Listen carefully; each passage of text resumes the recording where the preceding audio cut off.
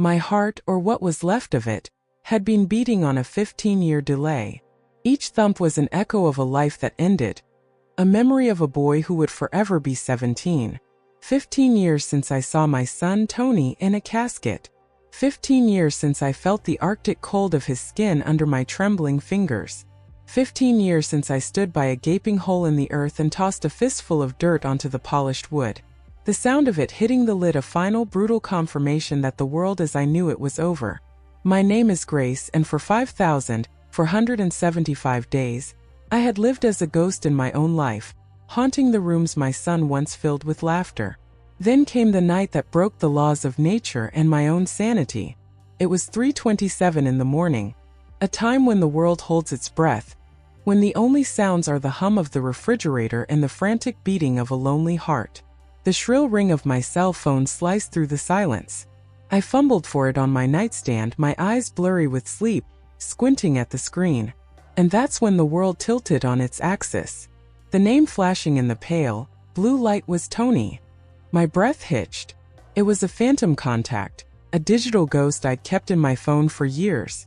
Sometimes, in the deepest troughs of my grief, I'd call it, just to hear his teenage voice on the voicemail message. "Hey, it's Tony.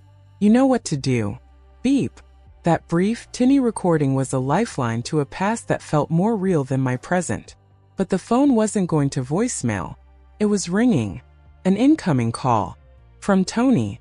My mind, sluggish with sleep and sorrow, tried to rationalize. A glitch.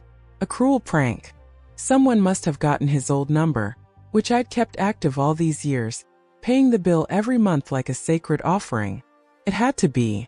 But my hand, moving with a will of its own, swiped to answer.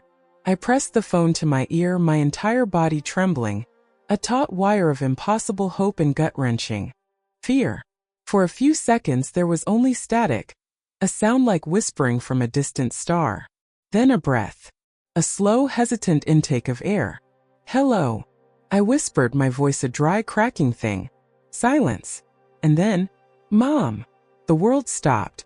It wasn't a recording. It wasn't a stranger. It was his voice. Older, maybe rougher, but unmistakably his. The way he said "Mom," with a slight upward inflection at the end, a sound as unique to him as his fingerprint. It was the sound that had been the background music of my life for 17 years. "Tony," I gasped, clutching the phone so hard my knuckles turned white. "Oh my God, Tony, is that you? Mom, where am I?" His voice was thick with confusion, laced with a fear that pierced through the phone and straight into my soul. It's completely dark in here. I can't see anything. I can't move. How does your heart keep beating when you hear the voice of someone you buried? How does the air continue to fill your lungs?"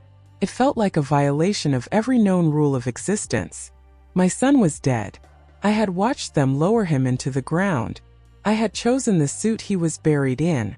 A drunk driver, a rainy night, a head-on collision on his motorcycle. The details were seared into my memory, a litany of horror I recited in my nightmares. The call from the hospital at 11:42 p.m., the doctor's somber voice, the sterile white room where I had to identify a body that was and was not my son, his beautiful face marred by bruises the mortician's heavy makeup couldn't quite conceal. His father, Jason, couldn't handle it. Our shared grief became a chasm between us, too wide to cross. He saw Tony in my eyes, and I saw the ghost of our lost family in his. 6 months after the funeral, our 20-year marriage ended with the scratch of a pen on a legal document. Another death. Another loss. Jason moved on. He found a new wife, had other children, built a new life on the ashes of our old one. But I had stayed behind, trapped in that cemetery, tethered to a marble headstone that read Tony Vance, beloved son. His room remained a shrine, frozen on the day he left and never came back. His worn-out sneakers by the bed, his textbooks on the desk, a half-finished physics assignment still sitting there, a question about kinetic energy left unanswered forever. I couldn't throw anything away. Each object was a piece of him, a tangible link to a life that had been my everything. And now that life was on the phone, speaking to me from a place of total darkness. "Tony, honey, where are you calling from?" I managed to ask, my mind scrambling for a logical explanation where none existed. My phone, he said, his voice faint. It was in my pocket. I don't know how it's working. The battery is low. Mom, I'm cold. What happened? I remember the crash, the headlights, and then nothing. Just waking up here. My blood ran cold. He was describing being in a casket. Listen to me, Tony, I said, my voice shaking uncontrollably as I stumbled out of bed and switched on a lamp, as if the light could chase away this impossible nightmare. You were in an accident. A very bad one. Am I in the hospital? He asked, a note of hope in his voice. Tears streamed down my face, hot and silent. How could I tell him? How could I utter the words that would shatter his reality and mine? No, honey, I whispered, my throat constricting. The accident, it was a long time ago. How long? I took a deep, shuddering breath. 15 years, Tony. It's 2025. A choked sound came from the other end of the line. A sound of pure, unadulterated shock. No, that's not possible. I'm 17. I was just on my way home from Sarah's house. I have a physics test tomorrow. Oh, Tony, I sobbed, collapsing onto the floor. The cold was a stark contrast to the fire of confusion and terror raging within me. I don't understand what's happening. I buried you. I was at your funeral. The silence that followed was heavy. Profound. I could almost feel his young mind trying to process the impossible, to reconcile his consciousness with the fact of his own death. I can't be dead, he said finally, his voice a fragile whisper. I'm talking to you. I'm thinking. I'm scared, Mom. A mother's instinct, buried for 15 years under layers of grief, surged to the surface. It overrode the panic, the confusion, the sheer impossibility of it all. I'm going to help you, Tony, I said, my voice suddenly firm. I will find you. Just stay on the line. Don't hang up. The battery's dying, he said, panic creeping back into his voice. The screen is flashing. I don't want to be alone in the dark again. Tony, where are you? I asked, my mind racing. Can you hear anything outside? No, nothing. Just silence. And it feels tight, like I'm in a box. It smells like dirt. He was in his grave. He was conscious in his grave. The thought was so monstrous, so utterly terrifying that for a moment I thought my heart would stop for good. Buried alive? No, it couldn't be. Not after 15 years. No one could survive that. But what other explanation was there? Cypress Grove Memorial Park, I said, the words tumbling out. That's where you are, Tony. In the east wing near the big oak tree. That's where we buried you. I heard his breath catch. The full weight of my words seemed to hit him. Buried? So I really am? I don't know what you are, honey, I cried. But I'm coming. I'm coming for you right now. Mom, the phone is... His voice cut out, replaced by a single final beep. The call was over. I stared at the phone in my hand, at the screen that now showed my normal home screen, as if the most impossible conversation in human history had never happened. I tried to call back, my fingers clumsy and shaking. A recorded voice, cold and impersonal, answered. The number you have dialed is not in service. It was as if the call had erased itself from existence. But it wasn't a dream. It wasn't a hallucination. I had heard my son, my dead son, and he was trapped alone in the dark. I didn't think. I just acted.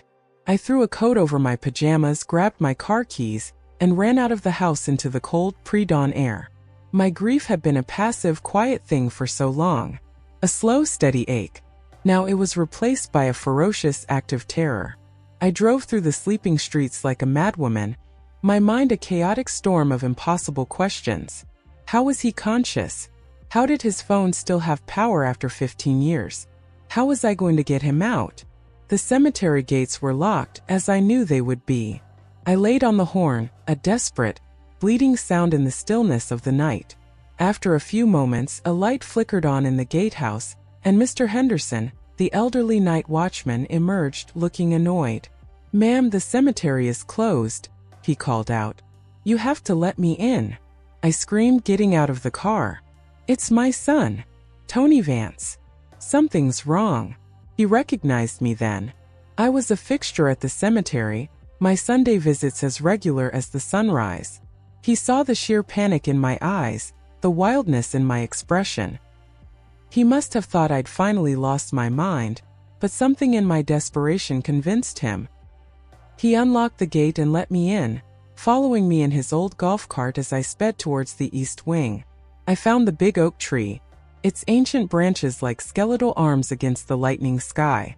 And there it was, his grave, a simple marble headstone, a patch of neatly trimmed grass. It was undisturbed, perfect. There was no sign of anything amiss. I fell to my knees, my hands clawing at the cold, damp earth. It was insane. I knew it was, but I had to do something. "He called me Mr. Henderson," I sobbed, my fingernails digging into the dirt. "He called me from in there. He's trapped." The old watchman placed a gentle hand on my shoulder. "Mrs. Vance," he said softly, "maybe you should come back home. You've had a bad dream." "It wasn't a dream," I shrieked, turning to face him, my face smeared with dirt and tears. "It was real." I heard his voice, but even as I said it, looking at the solid, peaceful ground, a sliver of doubt crept in. Was it possible? Had 15 years of unrelenting grief finally fractured my mind? Had I created this impossible hope just to survive? I let Mr. Henderson lead me back to my car, my body shaking with sobs. I drove home in a daze, the first rays of dawn painting the sky in shades of gray and pink. The world was waking up to a normal day, oblivious to the fact that my world had just been torn apart and reassembled into something I no longer recognized. Back in my empty house, I sat in the kitchen, the silent phone clutched in my hand. I needed help. I needed someone to either confirm my sanity or commit me. There was only one person I could call, the only other person on earth who had loved Tony as much as I did. My finger hovered over Jason's name in my contacts. We hadn't spoken in months. Our conversations were always stilted, awkward, brief updates on our separate lives. Calling him now at this hour with this impossible story felt like a monumental task. But I had to. I dialed the number. He answered on the fourth ring, his voice thick with sleep. "Grace? What's wrong? Is everything okay?" And then the words came tumbling out, a torrent of impossible facts, of a mother's desperate plea. I told him about the call, about Tony's voice, about the darkness, the confusion, the dying battery. I told him everything. I expected him to tell me I was crazy, to tell me I was dreaming, to tell me I needed help. But he just listened. And when I was done, there was a long, heavy silence on the other end of the line. Finally, he spoke, his voice quiet and strained. "Grace, are you sure? Are you absolutely sure it was him?" "Yes," I whispered. "I'd know his voice anywhere, Jason. It was him." Another silence. Could hear him. Breathing, could picture him sitting up in bed, running a hand through his hair, the same way he always did when he was trying to solve a problem. "Stay where you are," he said finally, his voice now laced with a strange mixture of fear and something else, something that sounded terrifyingly like hope. "I'm coming over." The hour I waited for Jason to arrive was the longest of my life. I paced the floor of my living room, the phone still clutched in my hand, my eyes darting to it every few seconds, praying it would ring again. My mind was a battlefield. One moment I was convinced it had been real, that a miracle had occurred. The next I was drowning in a sea of doubt, terrified that I was losing my grip on reality. Grief is a powerful hallucinogen. It can make you see and hear things that aren't there. Had I just manufactured the one thing I wanted most in the world? When the doorbell finally rang, I jumped, my heart leaping into my throat. I opened the door to see Jason standing on my porch, looking older than I remembered. The lines around his eyes were deeper, his hair more gray at the temples. He wore the tired expression of a man who had been woken up in the middle of the night, but his eyes were sharp, focused, searching my face for answers. "Grace," he said, his voice soft. "Let's talk." We sat in the living room, the same living room where we had once watched Tony take his first steps. where we had opened Christmas presents and celebrated birthdays. Now it was a space filled with the ghosts of our shared past. The silence between us was heavy, freighted with 15 years of unspoken grief and separate lives. "Tell me again," he said, leaning forward, his elbows on his knees. "From the beginning. Don't leave anything out." I recounted the story for a second time, my voice steadier now, more certain. I described the exact tone of Tony's voice, the static on the line, his confusion about the passage of time. I told him about my frantic trip to the cemetery, about the undisturbed grave. Jason listened without interrupting, his gaze fixed on my face. When I finished, he was silent for a long time, processing the impossible narrative. "The phone," he said finally. "You kept his number active all this time?" I nodded, feeling a flush of shame. It was one of the things he had found strange, my refusal to let go of these small, tangible things. "I paid the bill every month. I liked hearing his voicemail. An old Nokia, wasn't it?" he mused. "One of those brick phones." He insisted on it, said it was indestructible. He looked up at me. "But Grace, even if the phone somehow survived the battery 15 years underground, it's impossible. And a cell signal 6 feet under the earth? It makes no sense." He was the engineer, the man of logic and reason. He was pointing out all the impossibilities that I had been trying to ignore. "I know it doesn't make sense, Jason," I said, my voice pleading. But I heard him. It was his voice. He ran a hand through his hair, a gesture so familiar it made my heart ache. "Grace, have you thought that? Maybe it was a prank? A very cruel, sophisticated prank? Someone using a voice deepfake, maybe? Someone who knew we buried him with his phone. Who would do that?" I cried. "Who would be that monstrous? And how could they fake his voice so perfectly? The way he hesitated, the fear. It was real." I know," he said, his voice gentle. He was trying to be kind, to let me down easy. He thought I was losing my mind. The realization was a cold stone in my stomach. "Grief does strange things, Grace. You've been alone with this for a long time. You never really moved on." The word stung, a familiar accusation. "And you did." I shot back, my voice laced with a bitterness I hadn't realized was still there. "With your new wife and your new kids? Was it that easy to replace him?" "That's not fair," he said, his voice hardening. "I lost my son too. I just chose to live for the family I still had. You chose to live in a museum dedicated to the son we lost." We were on the verge of one of our old arguments, the ones that had ultimately torn us apart. I took a deep breath, reining in my anger. Fighting with him wouldn't help. "I'm going to call him again," I said, picking up my phone from the coffee table. "You'll see. You'll hear it for yourself."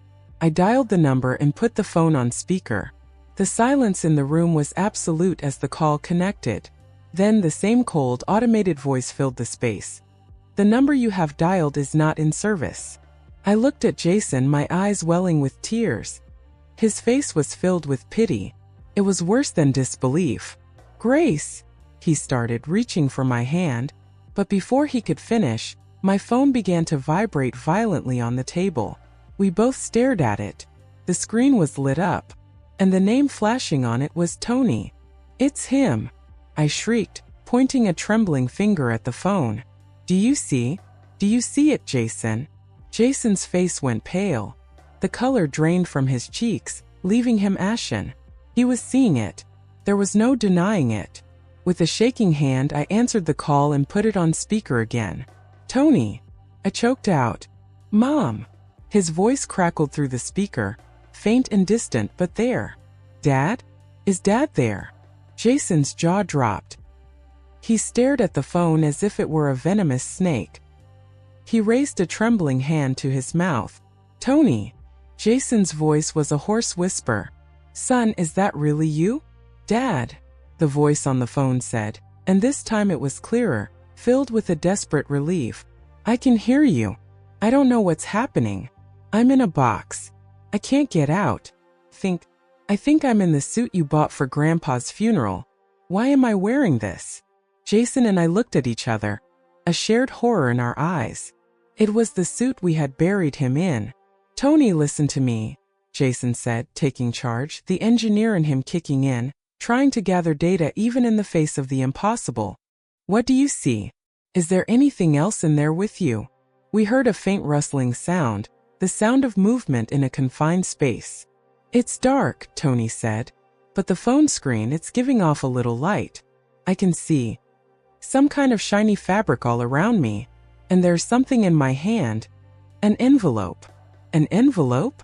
I whispered, my mind racing. Then I remembered. The night before the funeral, I had written him a letter, a final goodbye, and had asked the funeral director to place it in his hands. Can you open it, Tony? I asked, my heart pounding. Can you read it? There was more rustling, the sound of paper tearing.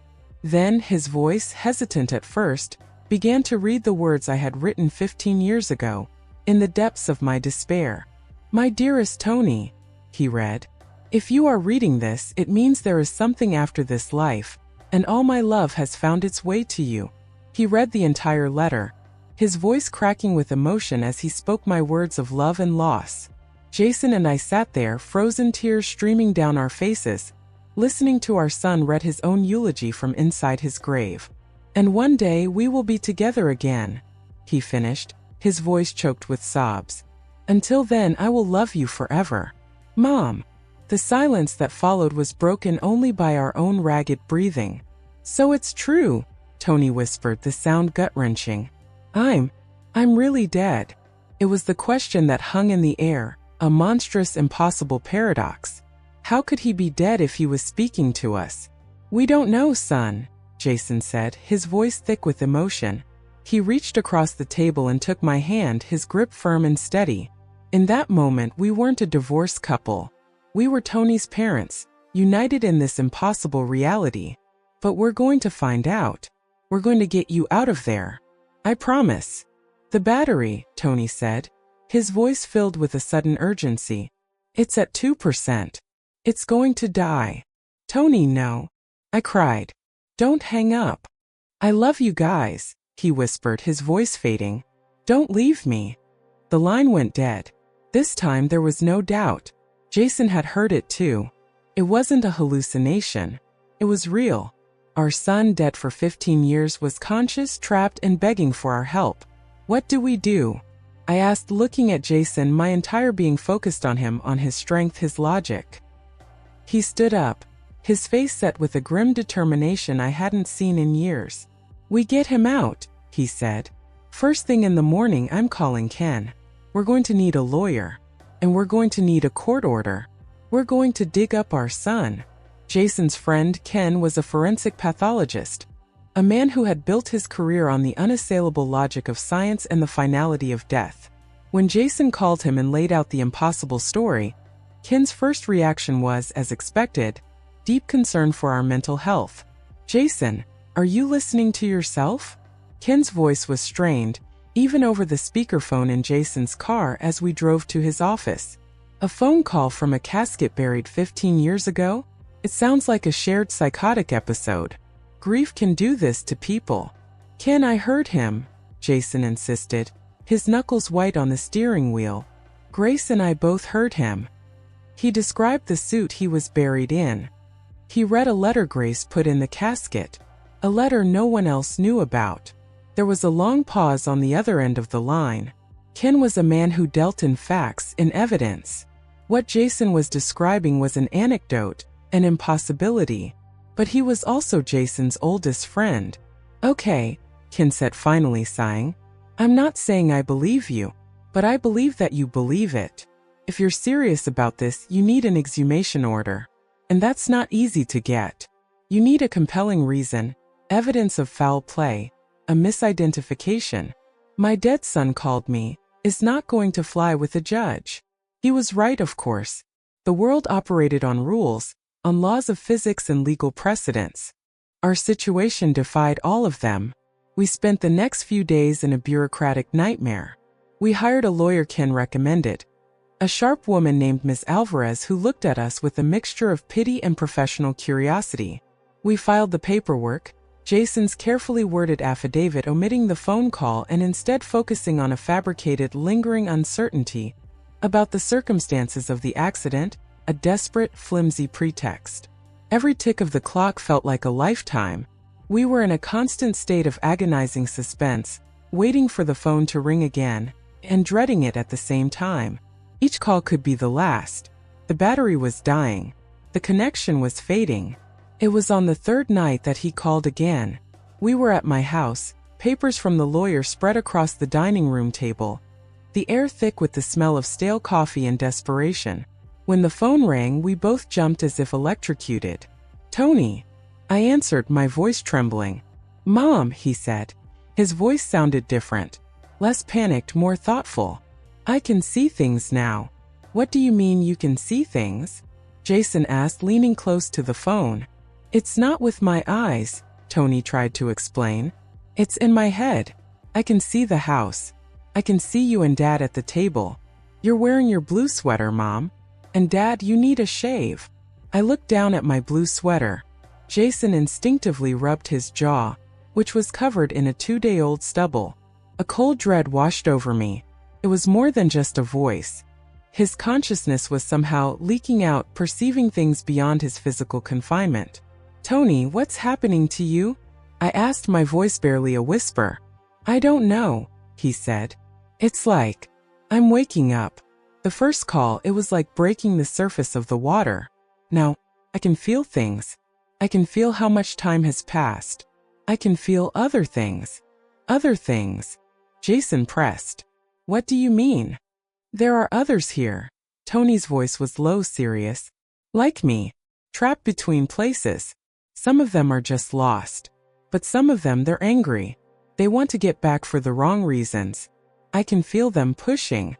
Jason and I exchanged a look of sheer terror. This was spiraling into a realm of supernatural horror we were not equipped to handle. "And the battery, Tony?" I asked, my voice trembling. "How is it?" "It's almost gone," he said, and the urgency was back in his voice. "But it's not just the phone. It's my connection. Feels like a rope that's fraying. You need to hurry. The window is closing. Think I have a day. Maybe 2. After that, I don't know if you'll be able to reach me anymore." The line went dead. That was it. The breaking point. We had been playing by the rules, trying to navigate a system that was not designed for miracles or monsters. And we were running out of time. "That's it," Jason said, standing up, his chair scraping against the floor. "We're not waiting for a judge. We're getting him out tonight."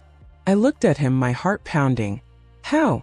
We can't just walk in there with shovels." "No," he said, a determined glint in his eye. "But I know who can." He was talking about Mr. Henderson, the night watchman. The next hour was a blur. Jason called him, his voice a low, urgent murmur. I don't know what he said, what he promised, but it worked. Mr. Henderson, a man I had known for years only through polite nods and quiet sympathies, agreed to help. He told us to meet him at the cemetery's back gate at 2 a.m. He said he'd leave some tools for us near the site. The hours leading up to our departure were the most surreal of my life. We were planning a crime, a felony, desecration of a grave, but it didn't feel wrong. Felt like the only right thing to do. We were breaking the law of man to answer the call of something far older, far more powerful. We drove to the cemetery in silence, the car filled with shovels, a crowbar, and heavy blankets. The night was dark, moonless. Mr. Henderson was waiting for us, a stooped silhouette against the iron gate. He let us in without a word, his face etched with a mixture of fear and resolve. He led us through the rows of silent tombstones, his flashlight cutting a nervous path in the darkness. When we reached Tony's grave, my knees felt weak. For 15 years, this had been a place of quiet contemplation, of grief and memory. Tonight, it was a place of frantic, desperate action. Jason and I took the shovels. Mr. Henderson stood watch, his head on a swivel, listening for any sound that wasn't the wind in the branches of the great oak tree. Digging was brutal work. The ground was hard, compacted by years of rain and sun. Every scoop of earth felt like a betrayal, a violation of this sacred ground. But the thought of Tony, alone in the darkness beneath our feet, fueled us. We worked in a frenzy, our breath coming in ragged gasps, sweat stinging our eyes. After what felt like an eternity, Jason's shovel hit something with a dull, hollow thud. "The casket," he gasped, dropping to his knees.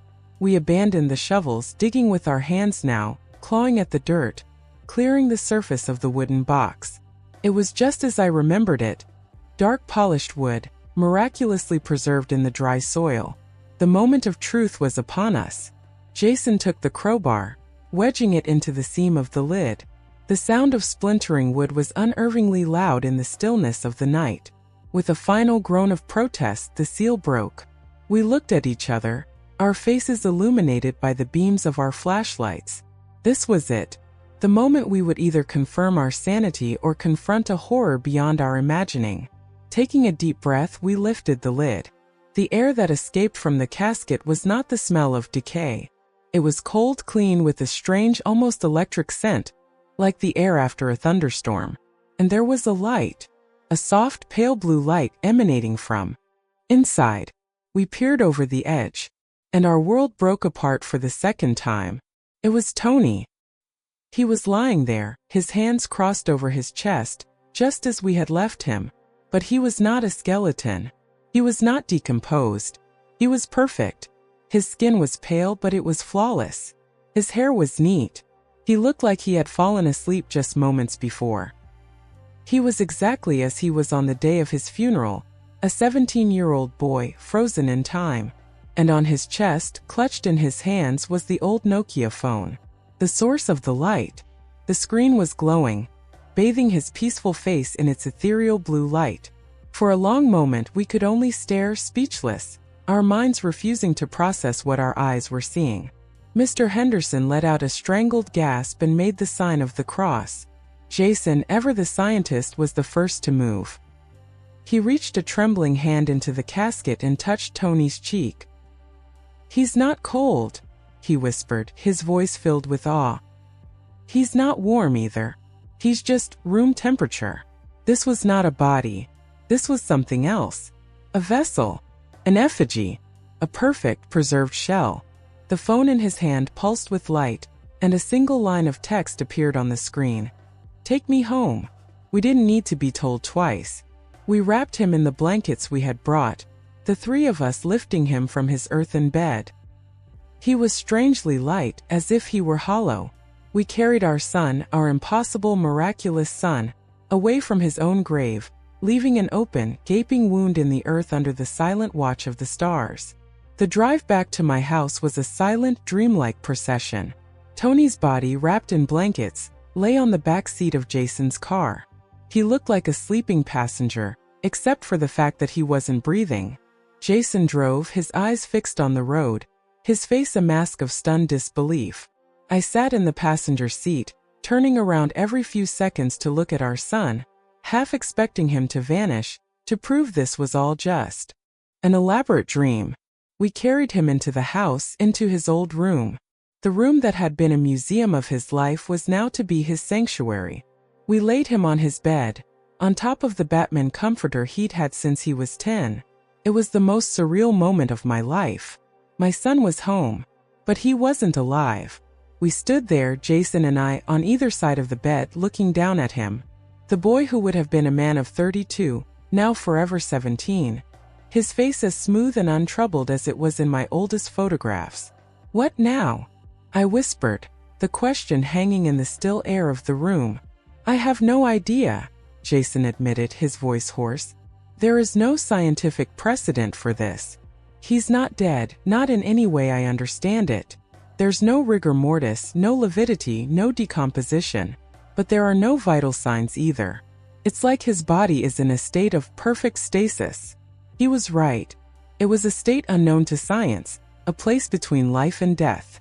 The only sign of any activity was the phone, which still lay on his chest, its screen dark now, but a faint blue light still pulsing from within its casing. Mr. Henderson, who had followed us back, stood awkwardly in the doorway, his hat in his hands. I should go," he stammered. "If anyone asks, I saw nothing." "Thank you."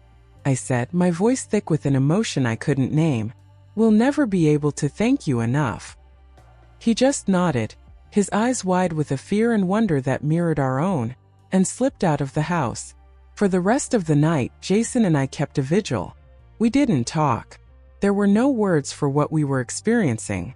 We just watched our son, waiting for a sign, for some indication of what to do next. As the first light of dawn crept through the curtains, the phone on Tony's chest lit up again. A new message appeared, simple one-word commands. Water. Sunlight. Music. We looked at each other, confused. Then, a primal parental instinct took over. He was telling us what he needed. I rushed to the kitchen and came back with a glass of water. With a trembling hand, I held it to his lips. He didn't drink, not in the normal sense, but the water level in the glass slowly, imperceptibly, went down as if the water was being absorbed into him.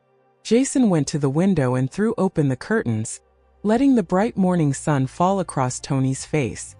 His pale skin seemed to drink in the light, gaining a subtle, almost imperceptible warmth. Then I remembered the old boombox on his desk. I found a classical music station, one of the ones he used to listen to while studying. The soft strains of a piano concerto filled the room. We were acting on pure faith, following the instructions of a ghostly intermediary, performing a strange ritual for our son who was neither living nor dead. As the music played, the phone screen lit up one more time. Thank you. Now I wait. And then it went dark. The next few days were a blur of secrecy and surreal domesticity. Jason moved into the guest room. He told his new wife he was on a critical out-of-town work project. We became Tony's caretakers, his guardians. We kept the curtains open during the day, played music for him, and gave him water that he would mysteriously absorb. Nothing changed. He lay there, perfectly still, a beautiful statue of the boy he once was. The hope that had surged within me began to curdle into a new kind of fear. What if this was it? What if we had brought him back, only for him to remain like this forever, trapped in this liminal state? It was on the morning of the third day that things began to change. I was sitting by his bed, holding his cool, unresponsive hand when I noticed it flicker. Beneath his closed eyelids, his eyes moved. Jason! I called out, my voice a sharp cry. He rushed into the room. We both stood over the bed, watching, holding our breath. It happened again. A definite movement. Then his fingers, the ones I had laced my own through, twitched. A low humming sound began to fill the room, seeming to emanate from the phone on his chest. The blue light inside it began to pulse, faster and faster, brighter and brighter, until it was an intense, blinding glow that enveloped his entire body. We stepped back, shielding our eyes. We were witnessing something sacred, something terrifying. Through the shimmering cocoon of light, we could see his form beginning to shift. It was subtle at first, then more pronounced. His face seemed to lengthen, the soft lines of adolescence giving way to the sharper angles of a man. His shoulders broadened beneath the too small suit. His hands grew larger. We were watching 15 years of lost time unfold in a matter of minutes. It was like watching a time-lapse film of a flower blooming. But it was our son growing, aging, becoming the man he was meant to be. The humming reached a crescendo, a sound that vibrated deep within our bones. Then, as suddenly as it had begun, it stopped. The light receded, folding back into the phone until it was gone. The room was silent again, filled only with the soft morning light. On the bed lay a man, a stranger. He was tall, his feet now extending past the end of the bed. His face was that of a man in his early 30s, with a strong jaw and lines around his eyes that spoke of experiences we couldn't imagine. But the eyes, when they opened, they were Tony's. I knew them instantly. The same deep brown, the same flecks of gold. They blinked slowly, adjusting to the light. He turned his head, looking at me, then at Jason. A slow smile spread across his face, a man's smile, but with the ghost of a boy's grin within it. "Mom," he said. His voice was deeper, richer, a baritone. "Dad." And then we were on him, all three of us, a tangle of arms and tears and desperate, joyous sobs. He was warm. He was breathing. He was alive. It was impossible. It was a miracle. It was our son returned to us, not as the boy we had lost, but as the man he had become, somewhere in the space between the worlds. Later, after the initial storm of emotion had passed, we sat with him listening as he tried to explain the inexplicable. It wasn't like heaven, he said, his voice quiet, thoughtful, as he looked out his bedroom window at a world that was both familiar and new. There was no place, no time. It was just consciousness. I was aware, but I wasn't me. I was part of something bigger. It's hard to describe. It was like floating in an ocean of thought, of memory, not just mine but everyone's. He told us he had been in that state, timeless, formless, for what felt like both an eternity and an instant. He had no memory of the 15 years that had passed on Earth. For him, it was a seamless transition from the crash to that state of being. What brought you back? Jason asked, his engineer's mind still struggling to find a framework for this. Tony looked down at the old phone, now just a dead piece of plastic in his large hand. This, he said. It was an anchor, a physical object from my life, buried with my vessel. He looked at his own body as if seeing it for the first time. And you, Mom, you kept the connection alive. Paying the bill, calling my voicemail. It was like a beacon, a faint signal in the ocean. It took me a long time to find it, to learn how to use it to pull myself back. He explained that his consciousness had re-entered his body, which had been perfectly preserved by some unknown energy, and the phone had acted as a conduit, drawing energy from the earth, from the sun, from our own love, to power the impossible transformation, to rebuild and age his body to match his conscious age. And the others? I asked, remembering his chilling words from the phone. The ones who are angry? His face grew serious. I closed the door behind me, he said. I think. But the connection was made. The path exists now. Others might find it. We have to be careful. In the weeks and months that followed, we navigated our new impossible reality. Ken, his scientific skepticism shattered, helped us create a new identity for Tony. We concocted an elaborate story of a misidentification at the time of the accident, of a John Doe who was mistakenly buried in Tony's place, while the real Tony had been suffering from amnesia, living off the grid for 15 years. It was a flimsy story full of holes, but with Ken's help, we managed to get a new birth certificate, a social security number, a driver's license. We resurrected our son not just from the dead, but from the bureaucratic void. It was a strange and beautiful time. Jason and I, our old wounds healed by this shared miracle, found our way back to each other. We weren't the same people we were, but we were a family again. Jason moved back into the house, and we learned to be parents to a 32-year-old man who was, in many ways, still a 17-year-old boy, discovering the world anew. He was fascinated by smartphones, by social media, by the changes in music and politics. We watched him learn, grow, and adapt, a man out of time, finding his place in a world that had moved on without him. Sometimes I would find him staring off into the distance, a faraway look in his eyes, and I knew he was thinking of that other place, the ocean of consciousness he had come from. I knew that a part of him was still connected to it, that he carried its wisdom and its mysteries within him. One evening we were sitting on the porch, watching the sunset paint the sky in fiery colors. He turned to me, his face serious. I know why I came back, Mom, he said. It wasn't just for me. Or for you. I'm a bridge now, between that world and this one. And my work is just beginning. I didn't fully understand what he meant. But as I looked at my son, this man who had died and been reborn, who had traveled through realms beyond my comprehension, I knew that his journey was far from over. And this time we would face it together. I had buried my son 15 years ago, a boy lost to a senseless tragedy. But the man who had returned was not lost. He had a purpose.